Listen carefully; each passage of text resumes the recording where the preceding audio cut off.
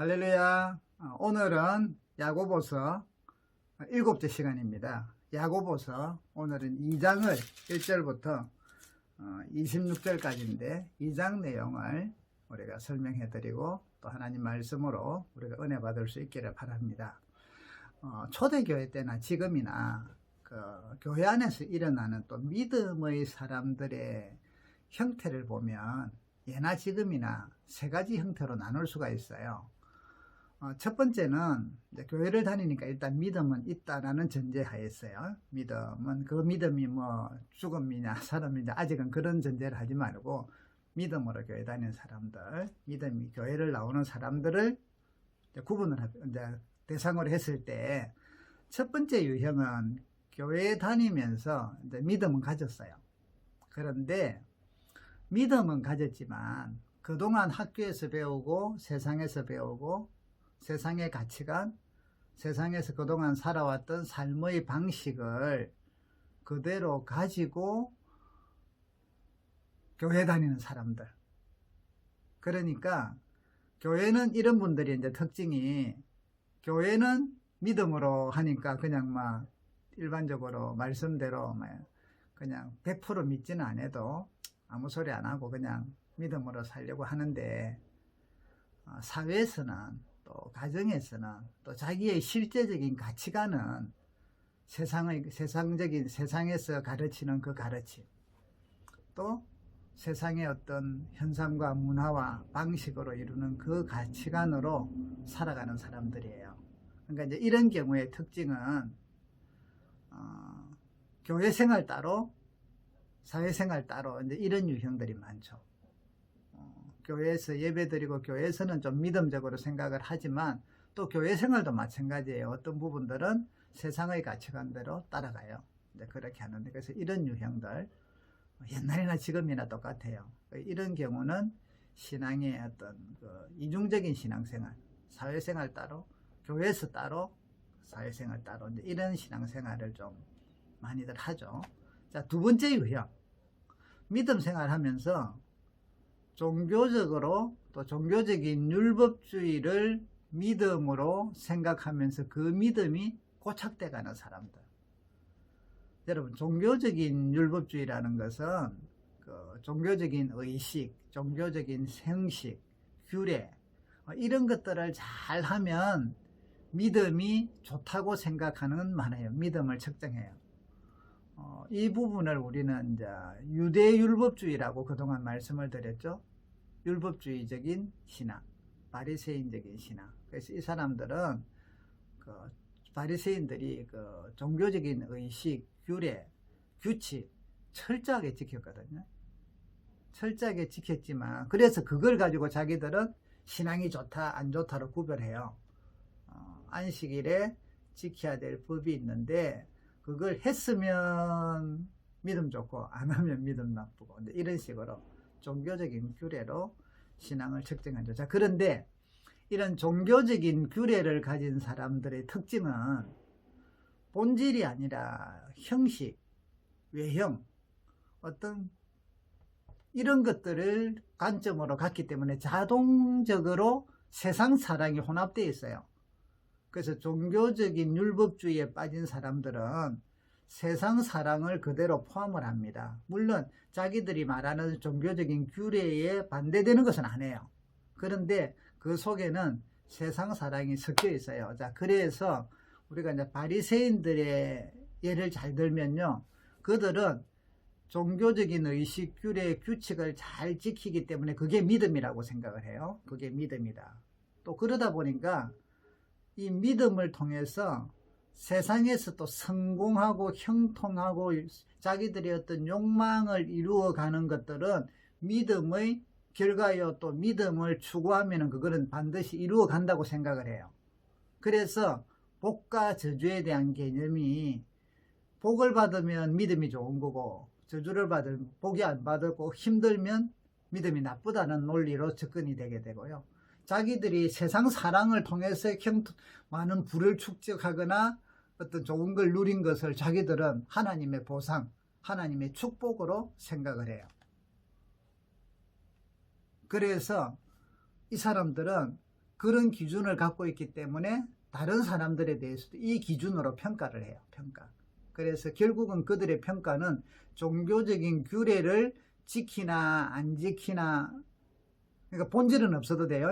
형식과 그것을 잘 지키면 속이 어떻든 간에 믿음 좋고, 또 그 결과로 세상적으로 복을 받고 형통해지나 아니면 어려움을 당하고 망하나, 요걸 가지고 믿음이 있다 없다로 결론을 내야 된단 말이죠. 이게 무서운 거죠. 이게 이제 종교적 율법주의. 그래서 종교적인 율법주의는요, 세상 사랑하고 섞여 있어요. 이런 두 번째 유형. 이 사람들은 그러니까 첫 번째하고 좀 차이가 나죠. 이 첫 번째는 세상의 가치관과 세상의 어떤 문화, 습관, 이런 것들이 주를 이루고 있고 같이 생각에 있어서 이 사람들은요, 종교적인 율법이 아주 7, 80%를 차지해요. 거기에다가 세상 사랑이 들어가 있단 말이에요. 근데 그게 같이 움직여요. 그래서 이 사람들은 아주 종교적인 사람들이에요. 자, 세 번째, 믿음으로 아버지의 마음, 주님의 마음을 알려고 애쓰고, 그러니까 본질을 힘쓴다 이 말이죠. 그 사랑에 감격하면서 주님의 형상을 닮아가려고 하는 성도. 자, 이 사람들의 특징은 아버지의 마음을 알려고 하니까 신앙의 본질을 추구할 수밖에 없어요.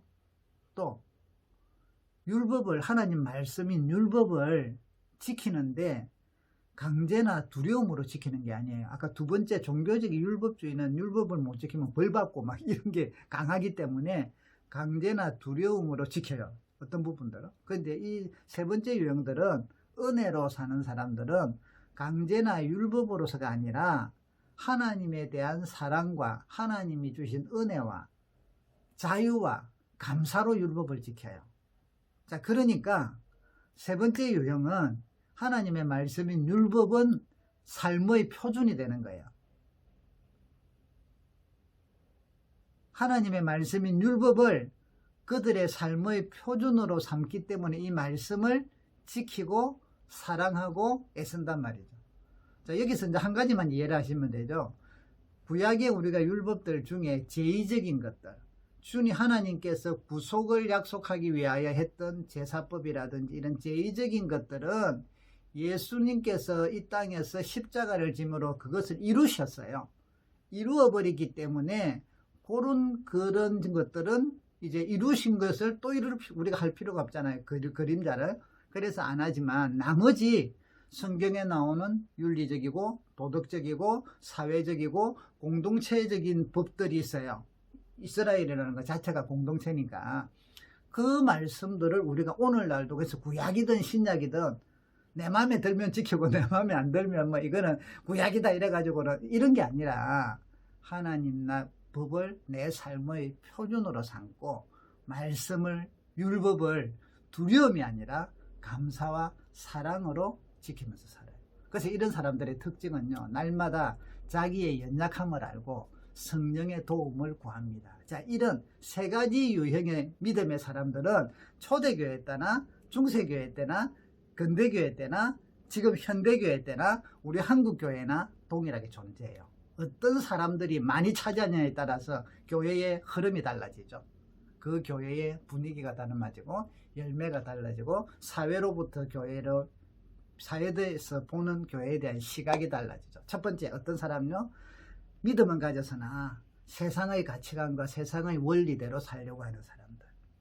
그래서 교회 생활과 자기 사회생활은 달라요. 두 번째 유형들, 믿음은 있는데 그 종교적인 율법과 종교적인 형식들을 중요시하는데 그것을 가지고 믿음을 평가하고 거기에다가 세상 사랑을 같이 믿음으로 해서 축복과 저주에 대한 그 이원론적인 사고, 그리고 성공과 형통, 그래서 뭐가 잘 되면 무조건 복이고 안 되면 뭐 회개해야 되고 이런 논리들. 그리고 이 속에는 가치관도 혼합되어 있어요. 아까 1번보다는 적지만 그런 어떤 세상적인 가치관이 혼합되어 있는 사람. 세 번째는 본질 중심으로 말씀을 정말 사랑하고 주님의 사랑 때문에 오늘도 이 말씀을 내 삶의 기준으로 삼고 지키려고 감사하고 성령의 도우심을 구하며 살아가는 사람. 자, 요 세 가지 유형이에요. 1번, 2번이 많으면요, 교회에는 허다 문제가 발생합니다. 고린도 교회 문제 2번이 많아서 그래요. 2번이 많아서. 1번과 2번이 혼합되어 있는데 2번이 많겠죠. 고린도 교회 그렇죠. 1번도 많았어요. 야고보, 지금 현재 야고보서를 쓰게 된 이 교인들 1번, 2번이 많아요. 어떤 게 많을지. 그래서 이제 3번이 적다는 것이죠. 자, 그러면 우리가 이 야고보에 나오는 교회 문제들이 뭐라 했죠? 자, 성도들 간에 가난한 자와 부한 자들에 대한 차별, 세상적인 욕심으로 인한 시험, 말을 함부로 하는 것, 화를 잘 내는 것, 외식적인 경건, 고아와 가부들에 대한 무시, 세상을 사랑하고 세상과 벗대 기도를 하되 자기의 욕심으로만 구함, 서로 비방함, 이런 것들 지금 야고보서가 다루는 내용들이 이게 이제 이 당시의 초대교회 아마 유대 그리스도인들이 많은 때랬죠. 그죠? 이 초대교회에 이런 문제들이 12집 흩어져 있는 12지파에게 교회들마다 이런 문제들이 많이 나타났다는 거예요. 그러면 이 야고보 서신을 받던 교회는 어떤 사상들이 있었느냐? 자, 1번 세상의 가치관과 세상의 그런 방식대로 살아갔는데 이 당시에는 헬라 시대랬죠. 그리스 시대인데 그리스 로마 시대단 말이죠. 헬라 문화를 바탕으로 로마의 힘과 권력과 이것이 이제 주 성공의 기준이고 주 가치관이었어요. 그러면 이 헬라와 로마의 가치관들은 로마는 힘이에요. 힘.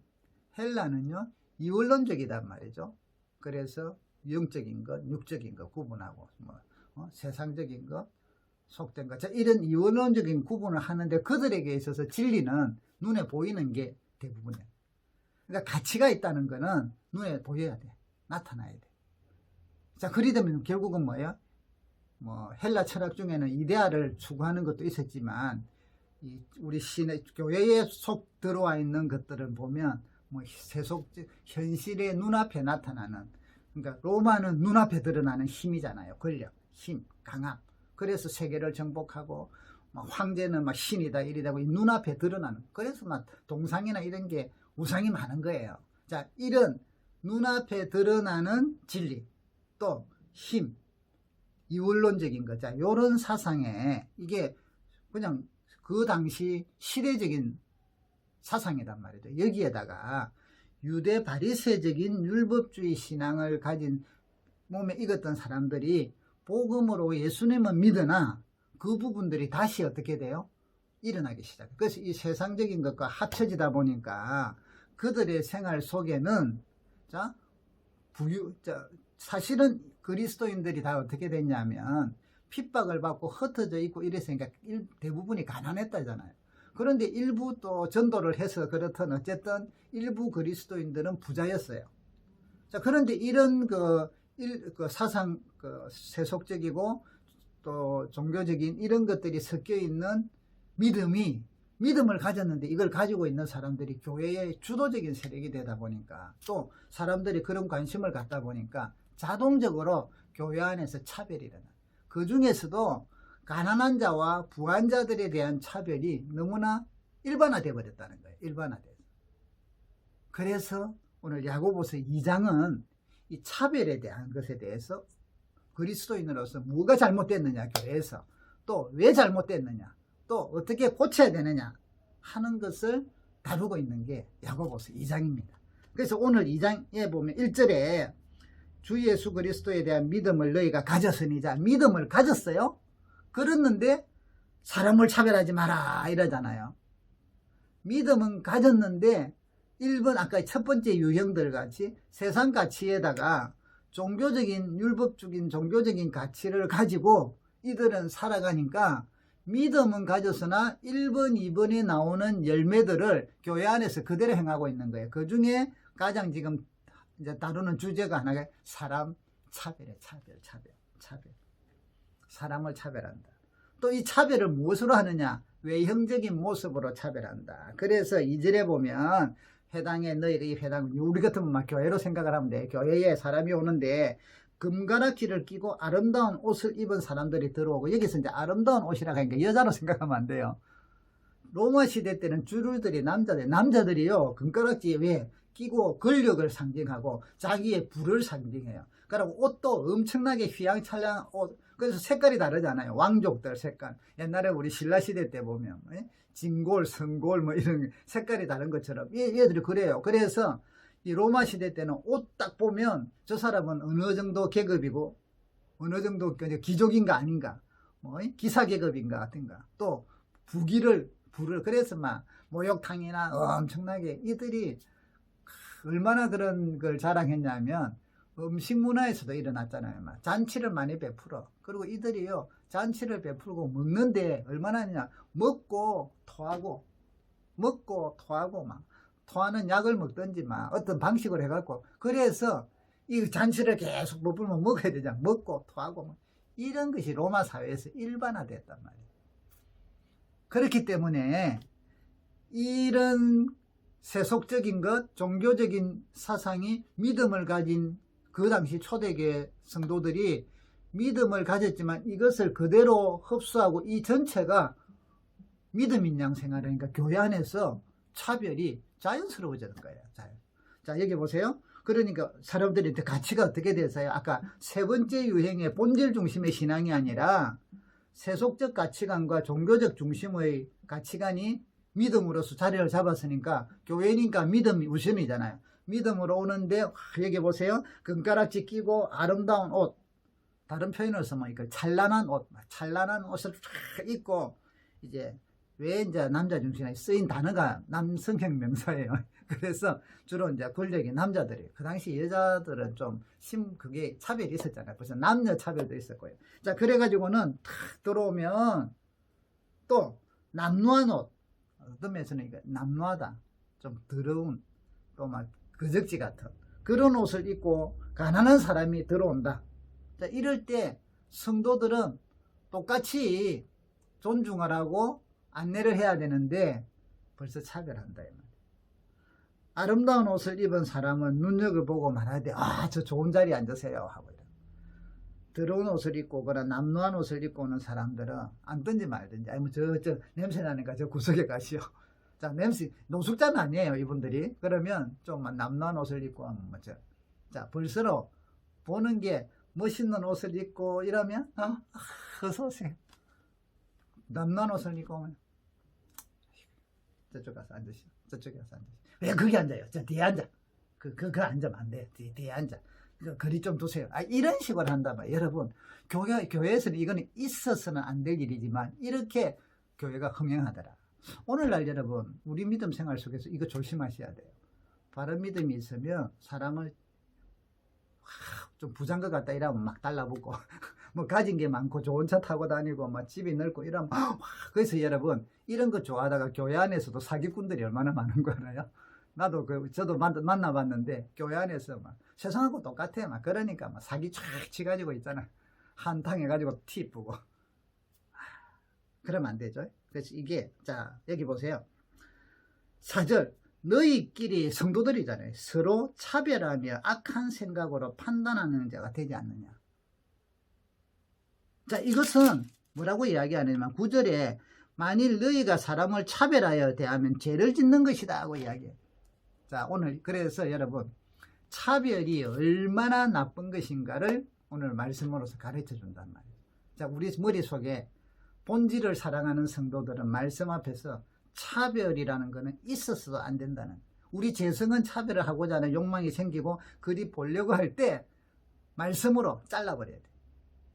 아시겠죠? 자, 그러면 어떻게 하느냐. 여기 보면 1절에 보면 내 형제들의 영광의 주. 자, 여기 보면 이런 말을 하죠. 5절에 내 사랑하는 형제들아 들으라. 하나님이 세상에서 가난한 자를 택하사 믿음에 부유하게 하시고 자기를 사랑하는 자의 약속의 나라를 상속해. 자, 여러분, 믿음으로 가난한 자라 했지만 하나님께서 가난한 자를 믿음을 통하여 부유하게 했대요. 하나님 나라를 상속하게 했대요. 그런데 믿음 있는 형제 자매들이 가난하다고 무시한다? 자, 보세요. 하나님하고 정면 대결을 하고 있어.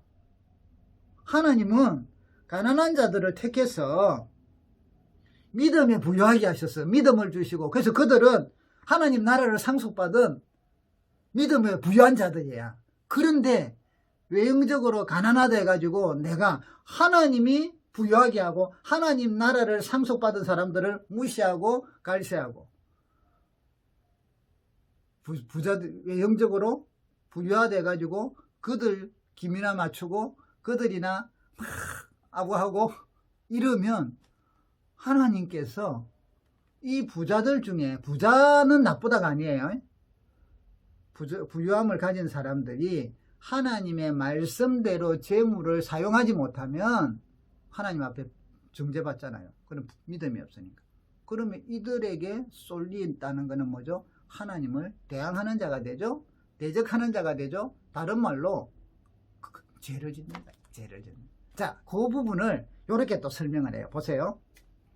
2장 1절에 보면 내 형제들아 영광의 주 우리 주 예수 그리스도. 자, 여기 영광이라는 것만 잘 이해해도요.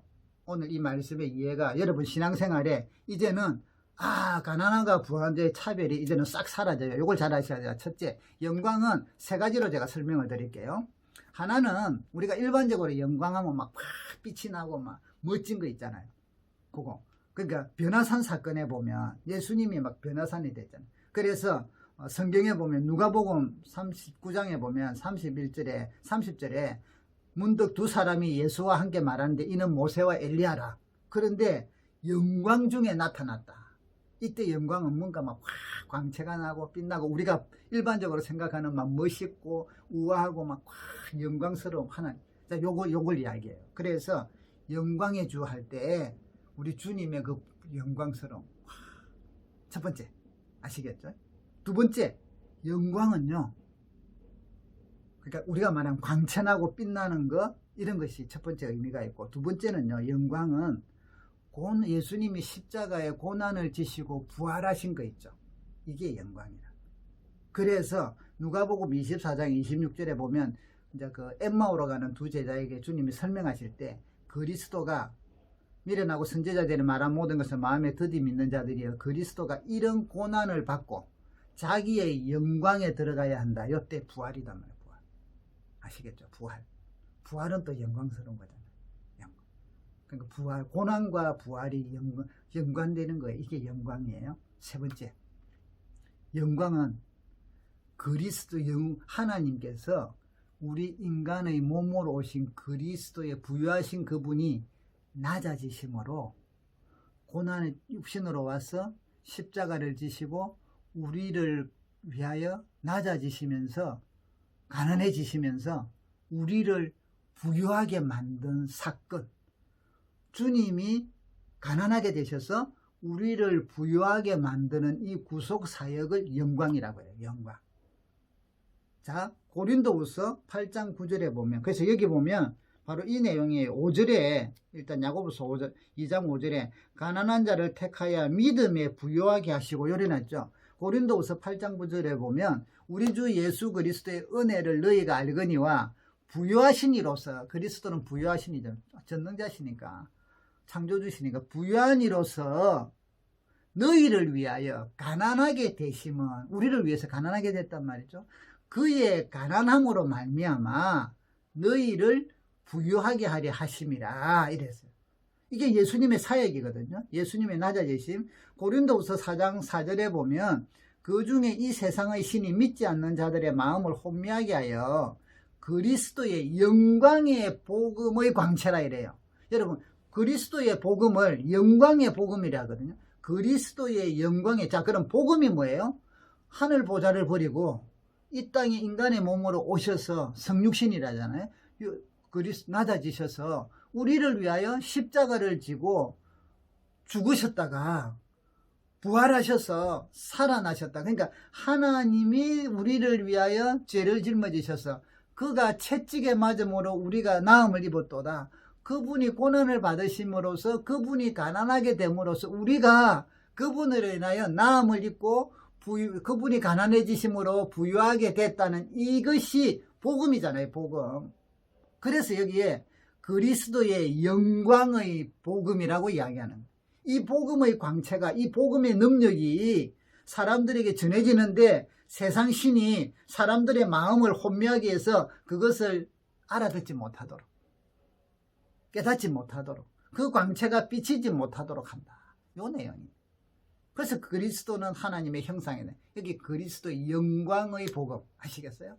십자가를 지시고 주님이 낮아지셨다. 자, 이 내용이 영광이단 말이에요. 영광. 그러니까 주님의 낮아지심으로 인하여 우리가 부유하게 되는 것. 자, 여기 야고보서에서는 영광의 1번 빛나고 광채남, 2번 부활하심, 3번 그리스도의 낮아지심, 가난하게 되심으로 우리가 부유하게 됨. 자, 여기서는 어떤 영광을 이야기하냐면 3번을 써요. 3번. 그래서 이 보세요.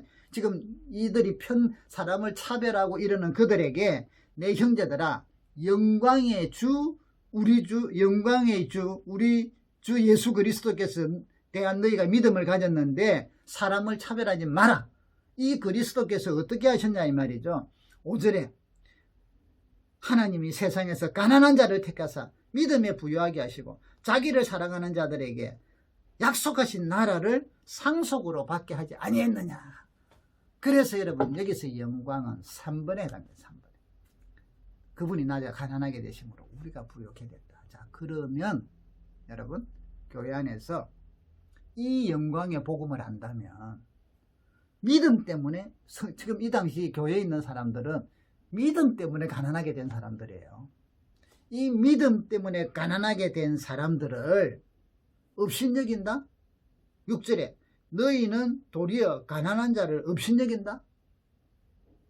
그럼 하나님의 영광의 복음으로 이들을 믿음으로 부유하게 했는데 그것을 업신여긴다? 다른 말로 하면 뭐예요? 믿음을 무시한다는 거예요. 자기들이 원하는 믿음의 생각 아니면 저거는 믿음이 아니라는 거죠.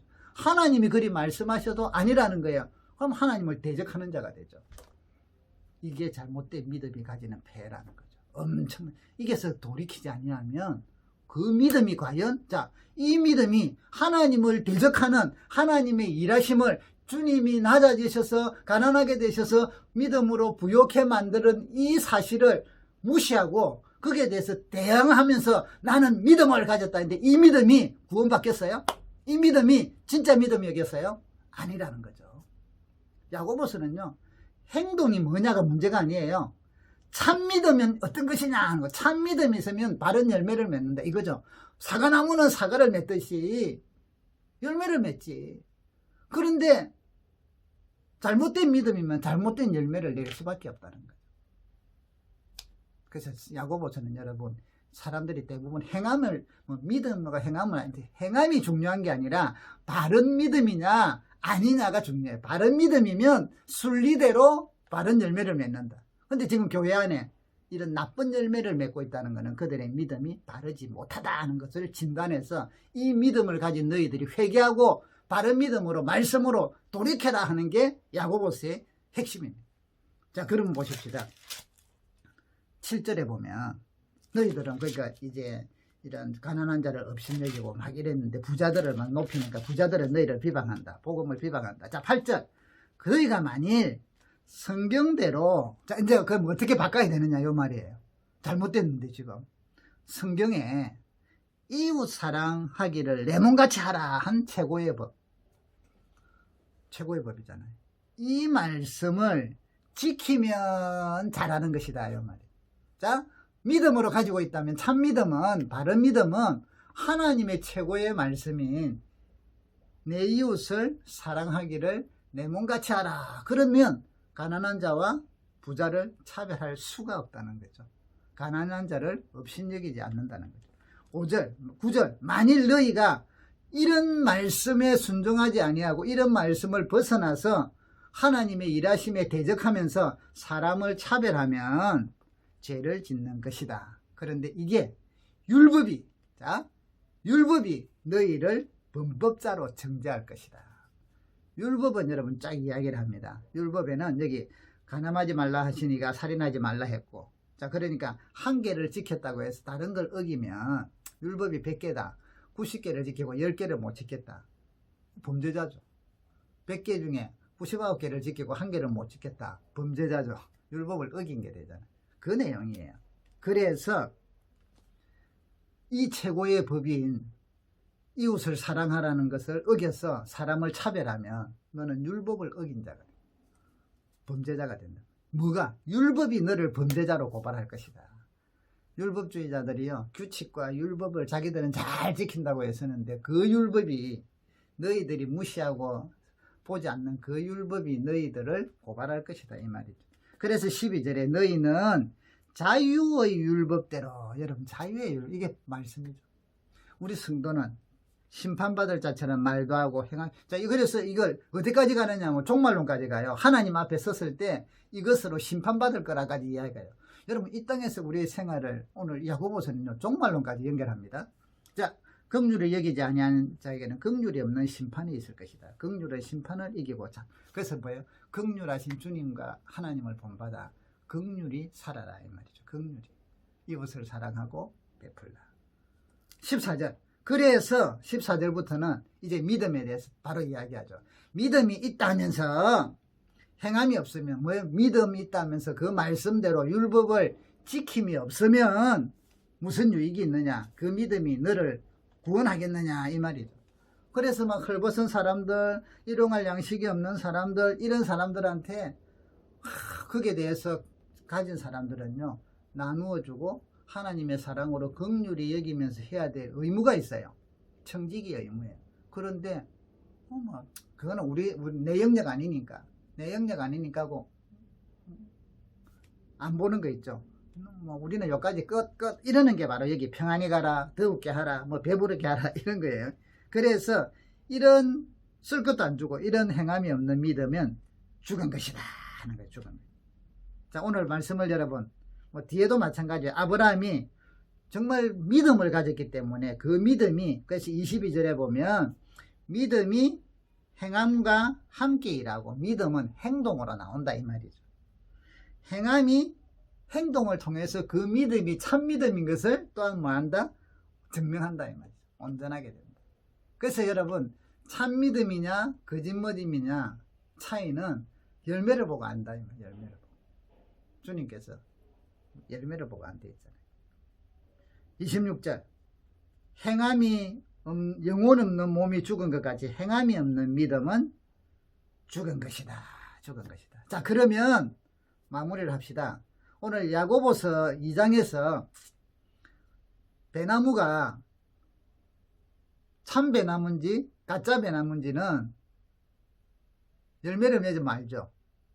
참 배나무는 배를 열매로 맺어요.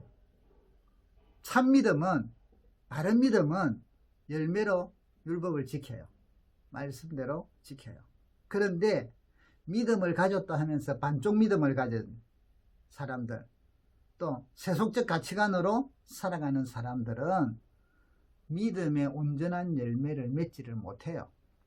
잘못된. 그래서 교회 안에 이런 놀라운 나쁜 열매들을 가득하게 한단 말이죠. 그래서 이 부분들을 말씀으로서 깨우치고 바로 할 것을 촉구하고 있습니다. 자, 그러면 이제 말씀을 아는 아까 세 번째 유형들은 여러분, 은혜로 살고 본질을 중심으로 여기고 살아가는 사람들은 율법에 대해서, 말씀에 대해서 어떻게 한다 했죠? 아까 말씀을 드렸죠. 이제 우리는 하나님 말씀을 지키는 게 안 지키면 벌 받기 때문에 이래서가 아니라 무슨 하나님 말씀이 막 공포와 두려움과 강제로 막 이래서 지금 이 율법주의자들은 이렇게 돼요. 그런데 그리스도인들은 오히려 이 율법을 그래서가 아니라 사랑으로, 기쁨으로, 자유의 율법이라 했잖아요.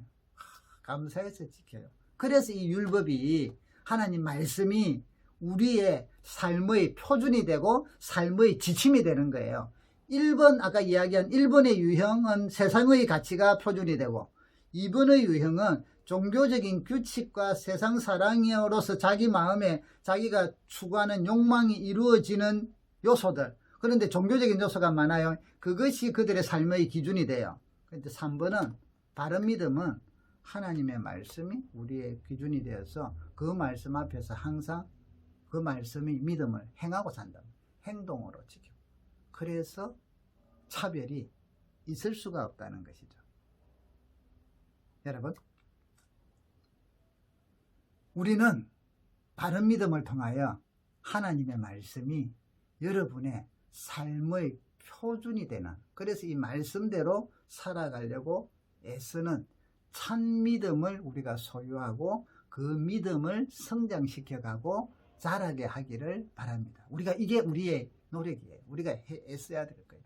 그래서 교회 안에서 차별, 여러분의 생각 속에서 차별, 오늘 우리 사회에도 차별이 많아요. 자, 남녀 차별, 또 성적인 차별이라죠. 가진 자와 가난한 자의 차별, 그 다음에 다른 종족에 대한 인종차별, 요즘 문제화가 되죠. 우리 한국 사람들도 인종차별 정말 우리는 미국에 가면 지금 동양인이라고 차별받으면서 막 부개부개 하면서요. 우리도 얼마나 한국 사람들이 차별 많이 해요. 많이 하잖아요. 동남아에서 온 가난한 나라 사람들을 막 완전히 오면 제일 먼저 배우는 게 욕이래. 욕과 구타래. 우리 그리스도인들은 그래서는 안 되잖아요. 그들이 정말 사랑의 그런 삶을 섬김을 받으면서 그들을 참 생각해줘. 이게 복음과 함께 들어가서 그들 가슴 속에 그리스도가 들어가야 되고 복음이 들어가서 그들의 조국에 갔을 때 그 교회 기독교를 생각하고 하나님의 또 일하심을 통하여 역사가 일어나도록 복음이 전거되도록 우리는 해야 돼요. 그래서 인종차별 절대 없죠. 성차별 그런 거 절대로 해서는 안 되죠. 그 다음에 또 뭐 탈북자들도 은연 중에 얼마나 무시해요. 그거 안 되죠. 탈북자들을 향한 하나님의 앞으로 일하심이 얼마나 큰데요.